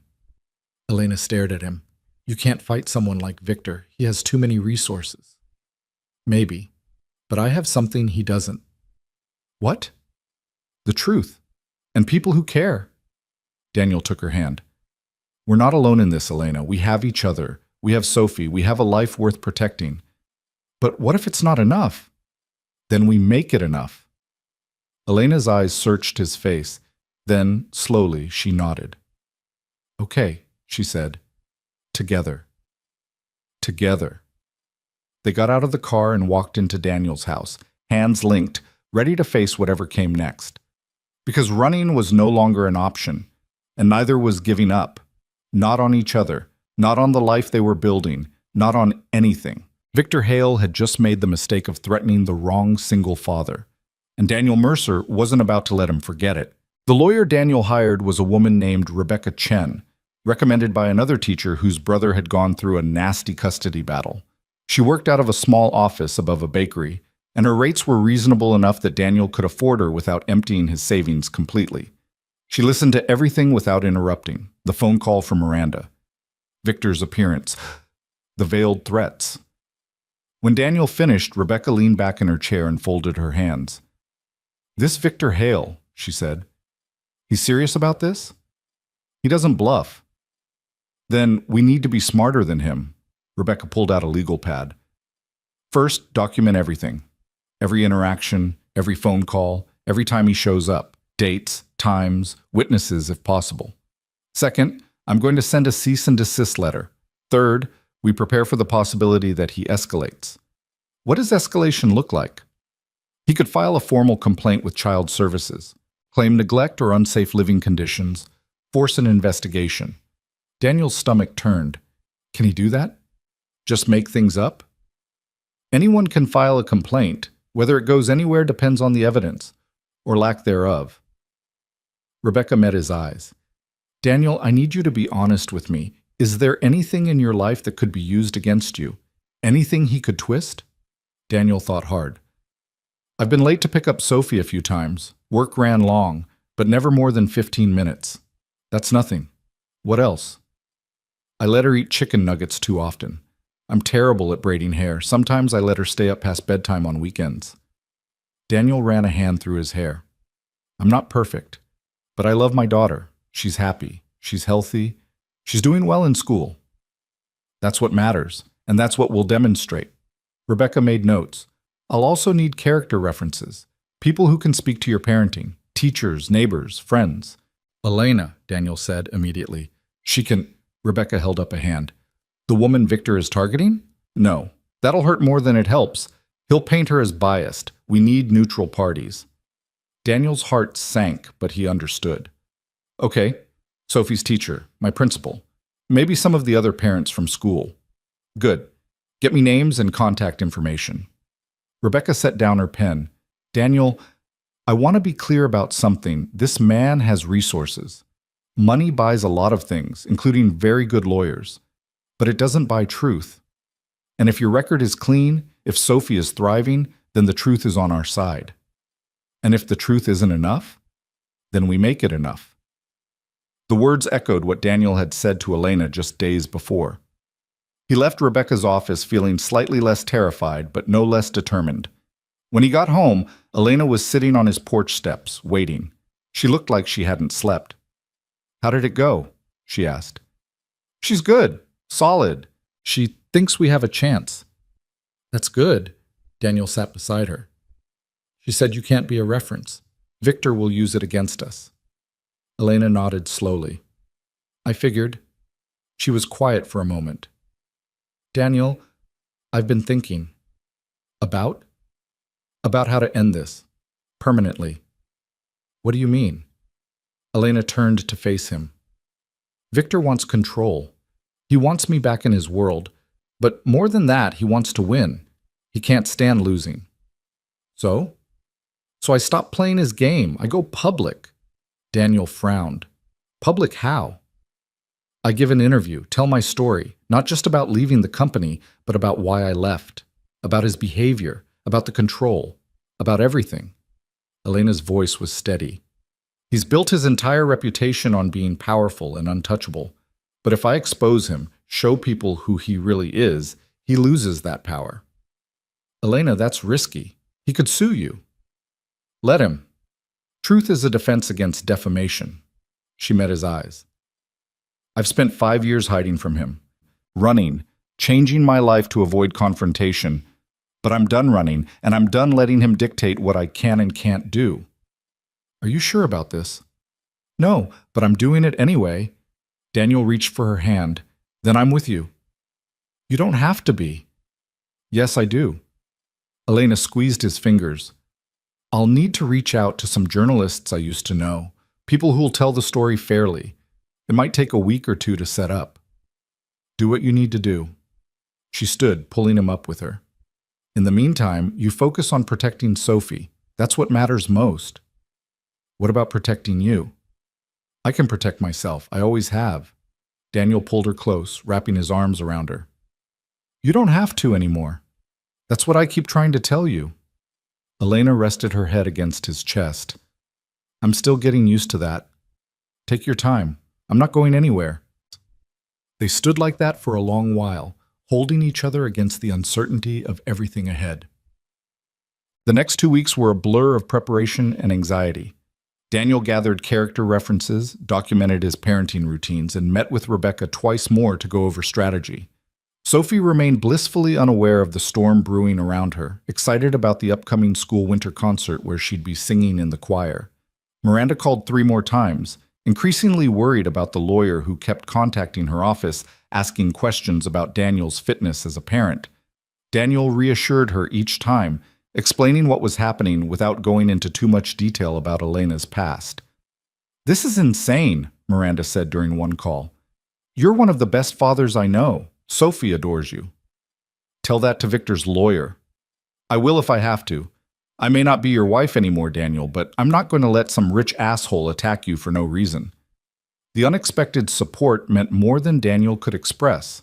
Elena worked quietly on her end, reaching out to contacts, preparing her story, building a case in public opinion that would undermine Victor's credibility.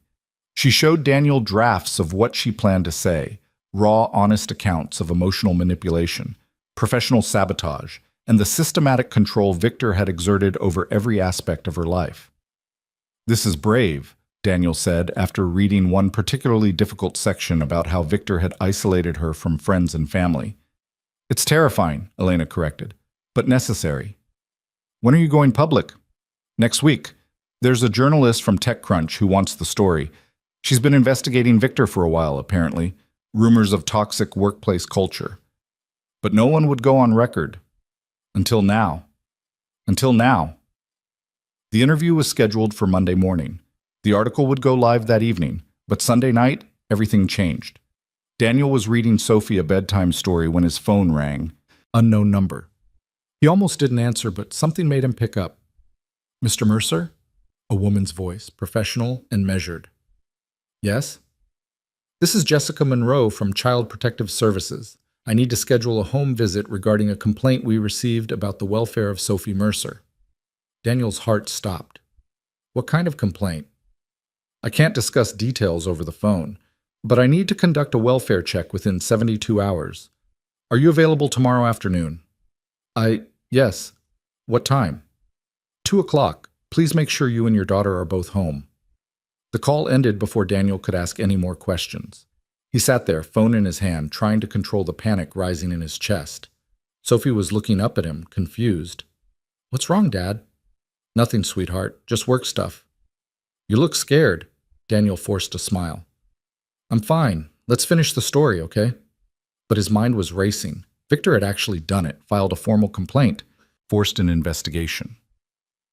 The moment Sophie was asleep, Daniel called Elena. He reported me to CPS, Daniel said without preamble. Elena's sharp intake of breath was answer enough. When are they coming? Tomorrow, 2 o'clock. Okay, we can handle this. Your house is clean, right? Sophie has food, clothes, everything she needs? Of course she does. Then you'll be fine. They'll see she's well cared for and dismiss the complaint. What if they don't? Daniel, breathe. You're a good father. Anyone who spends 5 minutes with you and Sophie can see that. Victor has lawyers. He can make anything sound bad. Then we make the truth sound better. Elena paused. Do you want me there tomorrow? Won't that make it worse? I don't care anymore. If you want me there, I'll be there. Daniel closed his eyes, grateful beyond words. Yeah, I want you there. Then I'll be there. Jessica Monroe arrived at exactly 2 p.m. the next day, accompanied by another social worker named David Park. They were both professional, polite, and impossible to read. Elena had come over an hour earlier, helping Daniel make sure every corner of the house was presentable. Not that it needed much. Daniel kept a clean home, but the anxiety made them both need something to do. Sophie was at the kitchen table doing homework when the doorbell rang. Daniel answered, letting the social workers inside. Mr. Mercer, thank you for making time for us, Jessica said. This is my colleague, David. We're here to conduct a routine welfare check. Of course, whatever you need.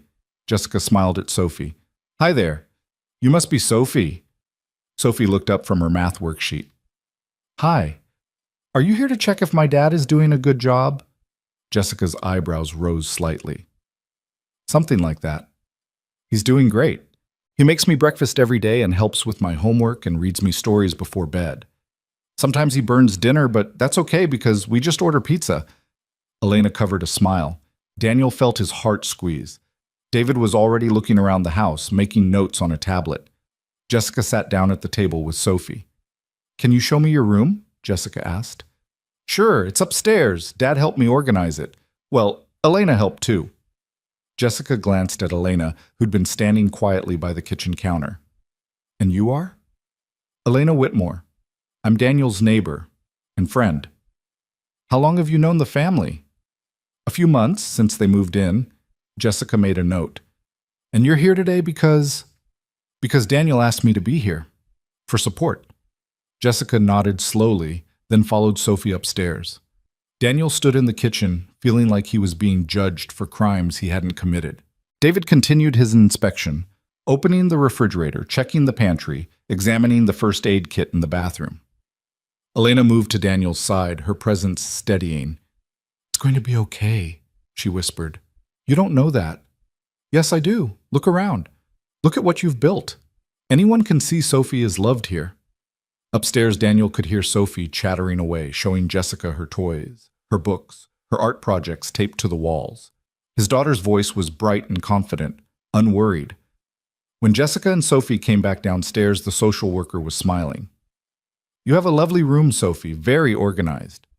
Dad says if I keep it clean, I can get a fish. That sounds like a fair deal. Jessica turned to Daniel. Mr. Mercer, can we speak privately? Daniel's stomach dropped, but he nodded. They stepped into the living room while David stayed with Sophie and Elena in the kitchen. I want to be upfront with you, Jessica said.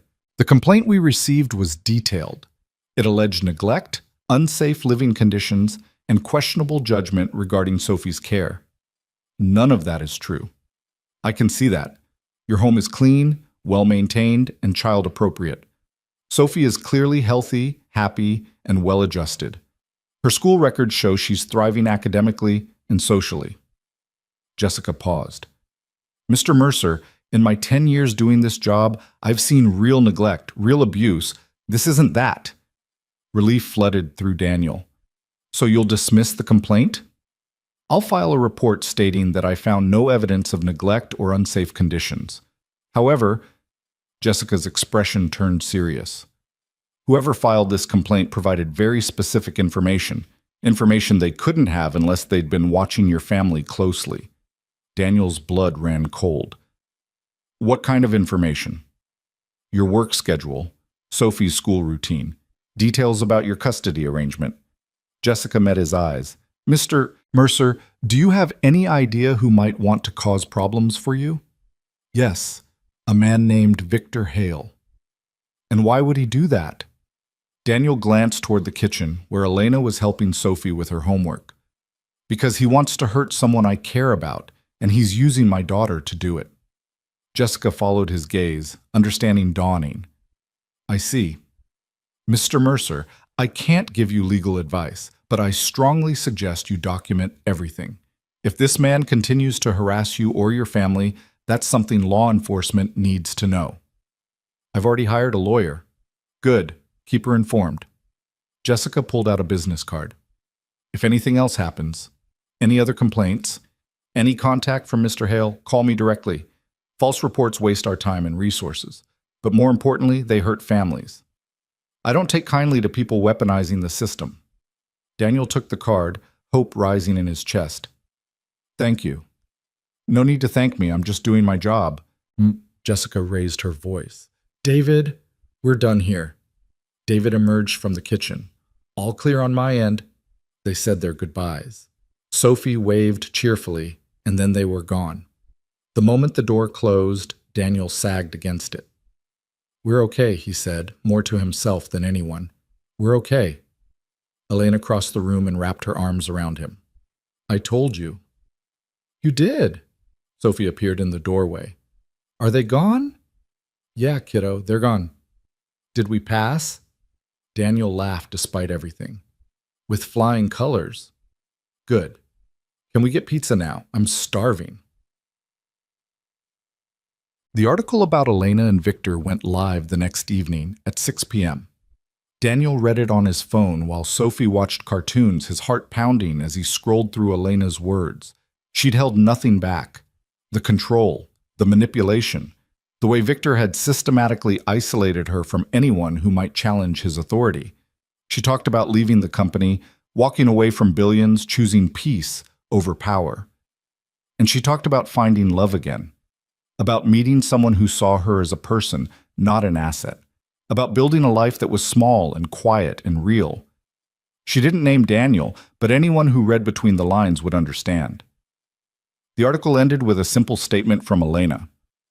I spent 10 years letting someone else define my worth. I spent 5 years hiding from him. But I'm done with both. Victor Hale doesn't own my story, and he doesn't own me. Within hours, the article had exploded across social media. Former employees of Victor's company started coming forward with their own stories. Journalists began digging into his business practices. The narrative Victor had built, of being a brilliant, visionary leader, started to crumble. Elena's phone wouldn't stop ringing. Reporters, former colleagues, people she hadn't spoken to in years. She ignored most of them. But she answered when Daniel called. Are you okay? He asked. I don't know. Ask me tomorrow. It's a powerful article, Elena. Really powerful. It needed to be said. How are you feeling? She was quiet for a moment. Free? Terrified. But free. Victor's going to respond. Let him. The truth is out there now. He can't put that back in the box. She was right. By the next morning, Victor's company had released a statement denying all allegations and threatening legal action against Elena and the publication. But the damage was done. The story had momentum, and for the first time since this started, Victor was playing defense. 3 days later, Daniel got a call from Rebecca. The lawyer who was harassing Miranda has withdrawn. The complaint to CPS has been officially dismissed, and I received a very interesting phone call this morning. From who? Victor Hale's attorney. They want to negotiate a mutual non-disparagement agreement. Daniel's heart leapt. What does that mean? It means Victor wants this to go away. He'll agree to leave you and Elena alone if she agrees to stop talking to the press. What did you say? I said I'd discuss it with my client, but Daniel, this is good news. It means he's backing down. Can we trust him? We'll make it legally binding, with penalties if he violates it. But yes, I think we can. Daniel hung up and immediately went next door. Elena answered wearing paint-stained jeans, her hair pulled back, music playing in the background. She'd been painting her kitchen, something she'd mentioned wanting to do for months. He wants to negotiate, Daniel said. Elena set down her paintbrush. Tell me. Daniel explained the offer. Elena listened without interrupting, her expression unreadable. What do you think? He asked when he finished. I think he knows he's losing, and Victor hates losing more than anything. Is that a yes? Elena smiled slowly. That's a yes, but I have conditions. What conditions? He leaves you alone. He leaves Sophie alone. And he publicly states that all allegations against you were unfounded. Elena's voice was steel. If he wants me to stop talking, he pays for it by clearing your name completely. He'll never agree to that. Then I keep talking. She was magnificent, standing in her half-painted kitchen, covered in paint, absolutely unbending. Daniel fell a little more in love with her right then. Rebecca negotiated for 2 more days. In the end, Victor agreed to everything. The non-disparagement agreement was signed. Victor's lawyer sent a formal letter to Miranda stating that all concerns about Daniel's parenting had been unfounded. The complaint to CPS was not only dismissed but expunged from the record. And just like that, it was over. Victor sent one final text to Elena. Daniel was with her when it came through. You win. I hope he's worth it. Elena deleted it without responding. He is, she said quietly. Worth all of it. Spring came slowly that year, winter reluctant to release its grip. But eventually the snow melted, flowers began to bloom, and the world turned green again. Daniel's life settled back into routine. Teaching, Sophie, Elena. The 3 of them had become a unit without anyone officially declaring it. Elena came to Sophie's school concerts. Daniel helped Elena finish painting her kitchen. They had dinner together more nights than not. One Saturday morning in late April, Daniel woke up to find Sophie standing beside his bed. Dad, can I ask you something? He rubbed his eyes. What time is it? 7:30. Can I ask you something? Sure, Soph. Are you going to marry Elena? Daniel was suddenly very awake. What? Are you going to marry Elena? Because I think you should. Where is this coming from? Sophie climbed onto the bed. Mason's dad married his girlfriend last month, and now Mason has a stepmom. And I was thinking that if you married Elena, she could be my stepmom, which would be cool because I like her. Daniel sat up, processing. Do you want Elena to be your stepmom? Duh. She's nice and she helps me with art and she doesn't treat me like a baby. Sophie paused. Plus, she makes you happy. You smile more now. Daniel's throat tightened. You're pretty smart, you know that? I know, so are you going to? I don't know, Soph. That's a big decision. But you love her, right? Yeah, I do. And she loves you? I think so. Then what's the problem? Out of the mouths of babes, Daniel thought. No problem, I just need to think about it. Don't think too long, you're not getting any younger. Daniel laughed. I'm 38. That's pretty old. Get out of my room. Sophie giggled and ran off, leaving Daniel alone with his thoughts. Marriage. He hadn't really let himself think about it seriously. Things with Elena were good, easy. But permanent? That felt big, especially given how recently his divorce had been finalized. But Sophie was right. He loved Elena, and Elena loved him, and they'd already weathered a storm together that would have broken most relationships. So why not? That evening, after Sophie was in bed, Daniel walked next door. Elena answered in pajamas, a book in her hand. Hey, she said, surprised. Everything okay? Can I come in? Of course. They settled on her couch. Elena marked her page and set the book aside. What's on your mind? She asked. Daniel took a breath. Sophie asked me this morning if I was going to marry you. Elena's eyes widened. Oh, yeah. What did you tell her? That I needed to think about it. And have you? Thought about it? Daniel turned to face her fully. Elena, 6 months ago, I was barely holding my life together. Single dad, messy divorce, no idea what I was doing, and then you showed up, and everything changed. Daniel, let me finish. You changed everything. You made me feel like I wasn't carrying the world alone anymore. You made Sophie feel safe and loved. You made our house feel like home. He took her hand. I know we haven't been together that long. I know this is fast, but I also know I don't want to do life without you. Elena's eyes were shining. What are you saying? I'm saying I want to marry you. Not right now, not tomorrow, but someday. When we're both ready. Daniel squeezed her hand. I'm saying I'm all in, Elena. Completely. If you are. Elena was quiet for a long moment. Then she said, Ask me. What? Ask me properly. Right now. I don't have a ring. I don't care about a ring. Ask me. Daniel's heart was pounding. He slid off the couch, kneeling in front of her. It wasn't planned, wasn't perfect, but it was real. Elena Whitmore, will you marry me? Elena was crying now, smiling through tears. Yes, yes, absolutely yes. Daniel pulled her into his arms, kissing her deeply. She kissed him back, laughing and crying at the same time. We're really doing this? She asked when they finally pulled apart. We're really doing this. Sophie's going to lose her mind. She's the one who suggested it. Elena laughed. Smart kid. The smartest. They stayed up half the night talking about the future. Small wedding or big? His house or hers or somewhere new?